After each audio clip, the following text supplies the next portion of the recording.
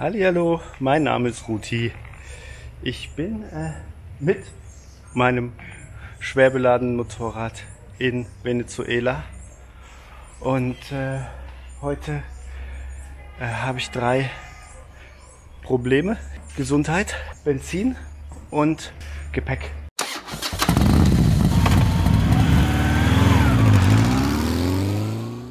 Ja, von meinem Sturz, mein Finger ist immer noch nicht gut, ist über eine Woche her.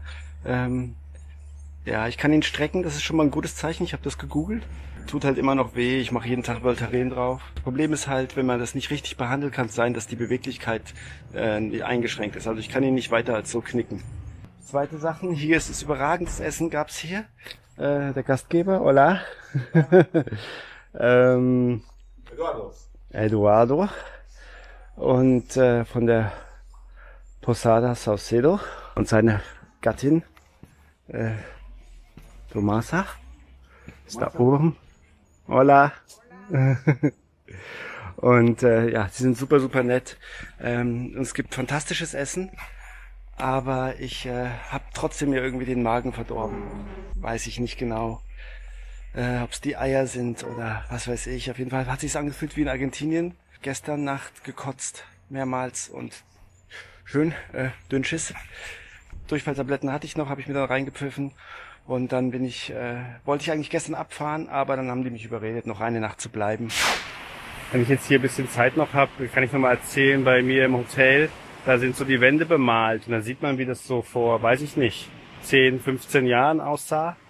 Und da waren hier am Strand alles Häuser und Geschäfte und so.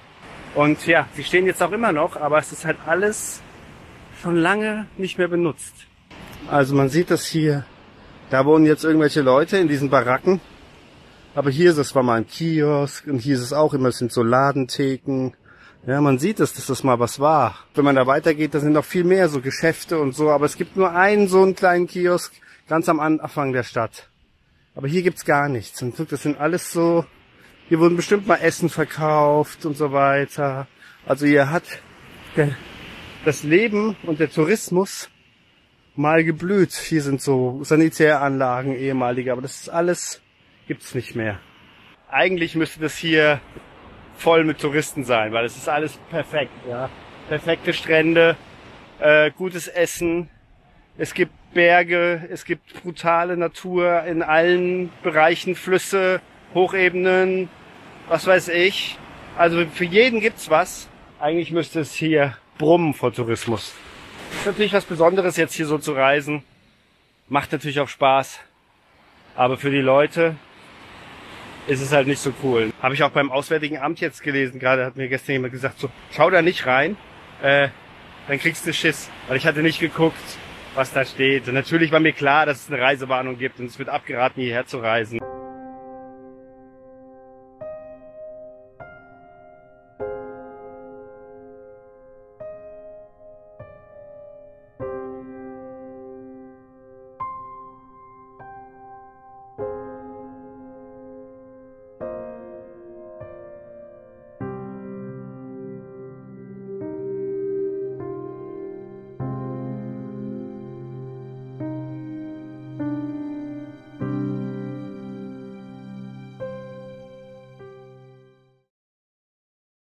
Ich bin dann mit Eduardo in die Stadt gefahren. Ich habe mir Antibiotika besorgt und ein bisschen Elektrolyte. Diesmal direkt Antibiotika besorgt, nicht noch 2 Wochen gewartet. Ja, jetzt ist es schon ein bisschen besser, ist noch nicht so gut, aber ich habe heute Morgen normal gefrühstückt, also das heißt normal. Es gibt hier Fisch und so zum Frühstück. Ist jetzt nicht optimal, aber wenn das drin bleibt, ist okay. Ja, ansonsten Benzin habe ich jetzt voll gemacht, dank Eduardo. Normalerweise bekommt man hier ja nur mit als Einheimischer Benzin. Hier sind nochmal 10 Liter. Ist nicht 100%ig dicht halt diese Kanister, aber ich habe sie so hingestellt. Ja, dann sollte nicht viel rauslaufen, bis ich das nachfüllen kann. Wie man sieht, es ist so schwer bepackt, war ich jetzt wirklich noch nie. Es sind halt nochmal 10 Kilo hinten drauf. Ist halt katastrophal, aber es hält einigermaßen, glaube ich. Jetzt verabschiede ich mich noch und dann geht es an einen anderen Strand, Landzunge, Araya.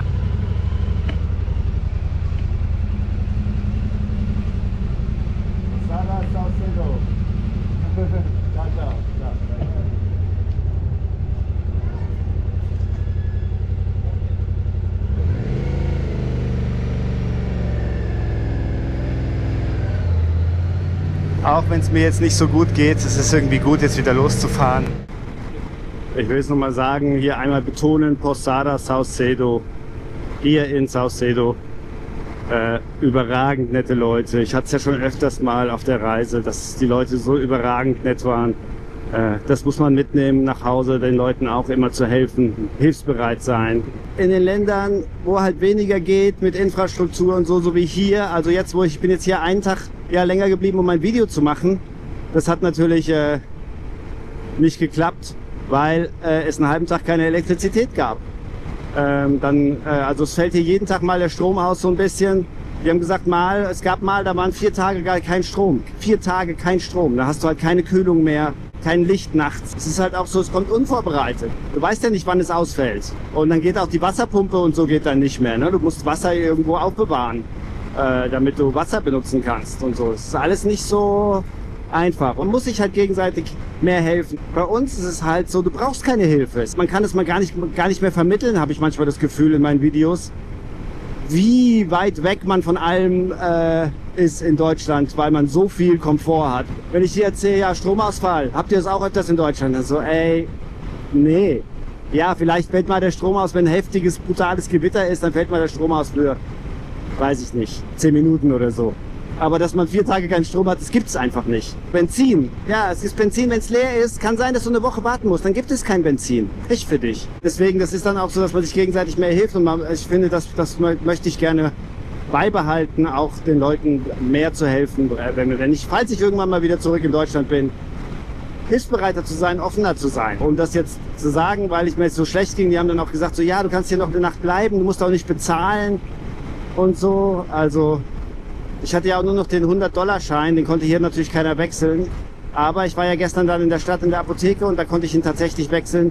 Trotzdem wollten sie kein Geld haben fürs Zimmer. Ja, ich habe dann das Essen bezahlt und habe dann noch ein bisschen was extra gegeben.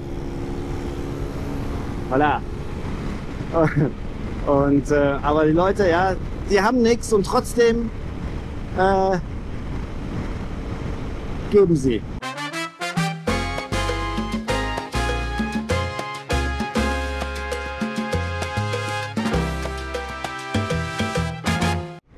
Und man muss natürlich trotzdem auch mit der Obrigkeit immer aufpassen, mit den Militärleuten und so. Ich kenne das aus Asien, dass man nicht filmen darf und dass man Ärger kriegt, wenn man an der Grenze und so filmt, an den Übergängen. Da sind die echt scharf. Ich weiß nicht, früher als es noch die Filme gab, da haben sie einem immer in den Tempeln die Filme rausgerissen. Ja. Und da waren halt, also weiß man ja, wie es ist. Früher hatte man irgendwie 24 oder wie viel waren das? 36, 32 Fotos.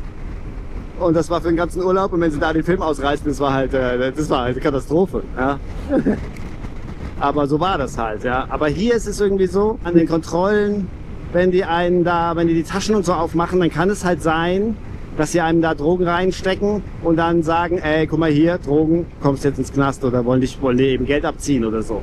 Und deswegen darf man dann filmen, damit man dann beweisen kann, ey, ihr habt mir was reingesteckt. Und sie haben mich ja öfters jetzt eingeladen zum Kaffee trinken und so. Immer das Bike so hinstellen, dass man es sehen kann. Nicht, dass sie einem da was reintun. Ja, im Normalfall passiert das nicht. Aber die Bevölkerung warnt einen immer vor den Militärs hier. Und man muss schon offene Augen haben dabei. Und ich fahre jetzt ans Ende der Landzunge hier. Da gibt es irgendwie ein paar Strände noch.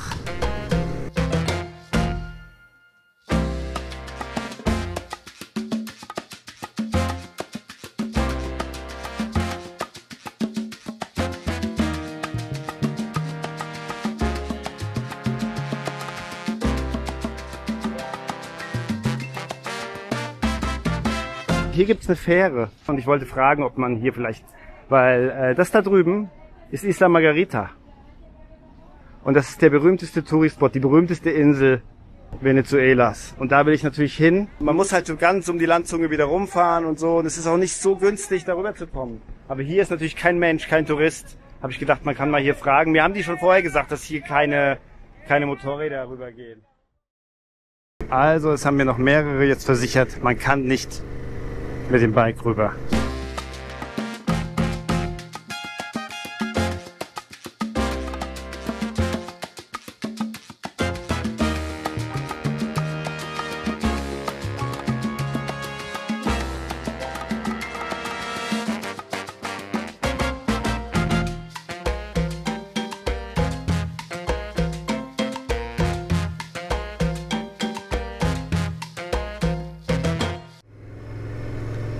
So, Araya. Da ist irgend so ein Fort sogar oder sowas. Es gibt hier mehrere Posadas, also der Karte 4 Stück oder so. Ich fahre jetzt mal zu dem mit den meisten Bewertungen. Frag mal. So, ich habe jetzt eine Posada gefunden. Und zwar kamen mir ein paar Suzuki V-Stromfahrer entgegen.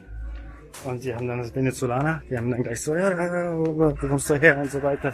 Hier steht eine. Da steht noch eine andere, ein BMW.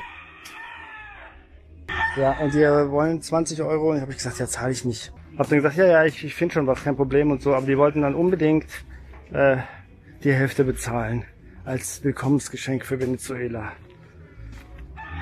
Na ja gut, jetzt zahle ich 10 Euro. Ein Bier habe ich jetzt schon in die Hand gedrückt bekommen. Das habe ich jetzt getrunken, aber ich trinke jetzt nicht mehr. Ich bin noch auf jetzt Antibiotika.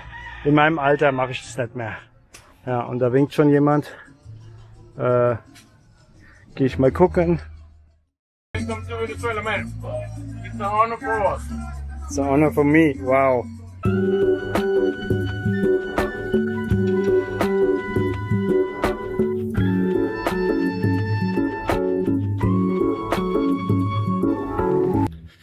Tja, Ruti ist unvernünftig. Aber das kennt ihr ja von mir. Wenn ich vernünftig wäre, wäre ich nicht hier. Ich habe mir einen kleinen Rum genehmigt. Das ist mein erster Rum und es ist ein Rumland und ich liebe total Rum, aber ich muss vorsichtig sein wegen der Antibiotika. Ich bin jetzt vernünftig, creme mich ein. Man sieht mich nicht, creme mich ein. Und dann gehe ich mal ins Wasser. Hier ist halt perfekt. Badewannen, Karibikwasser.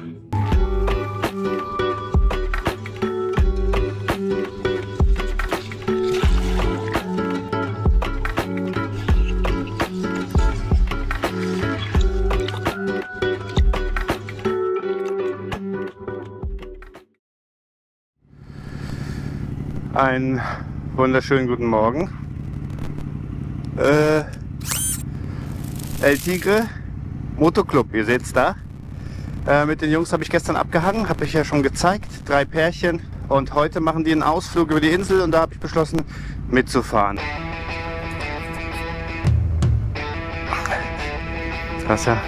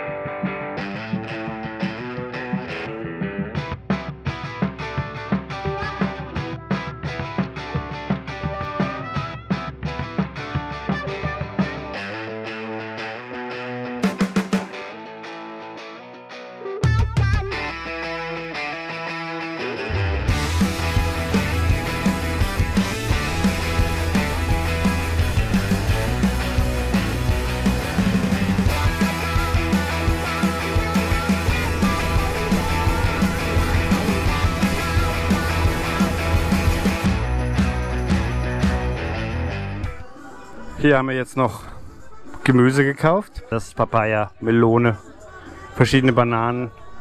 Das sind, glaube ich, Kartoffeln, Mais, irgendwelche Rüben. Ich glaube, das ist Yucca. Und da sind noch so Südfrüchte, süßes Zeug. Ja, und die haben heute Morgen bei den... Das ist der Trick hier in Venezuela. Man geht ganz früh morgens an den Strand, da kommen die Fischer und dann kauft man... Die haben, glaube ich, 7 Kilo Fisch für $10 oder so gekauft. Ich weiß es gar nicht genau.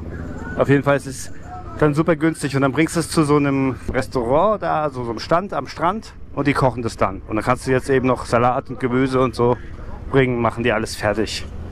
Und ich versuche immer zu bezahlen, aber die lassen mich natürlich nicht bezahlen. Stündchen geschlafen. Natürlich vorher schön Fisch gegessen. Jetzt bin ich hier auf der Burg oder ich gehe hoch auf die Festung und schau mal den Sonnenuntergang von hier heute. Und mit den Bildern, die hoffentlich gut sein werden, verabschiede ich mich von dem Video. Morgen geht's dann weiter auf Man sieht es nicht, aber es gibt hier die Insel Isla Margarita. Das ist der Plan, sofern ich mich losreißen kann. Also, macht's gut. Bis zum nächsten Mal. Auf Wiedersehen.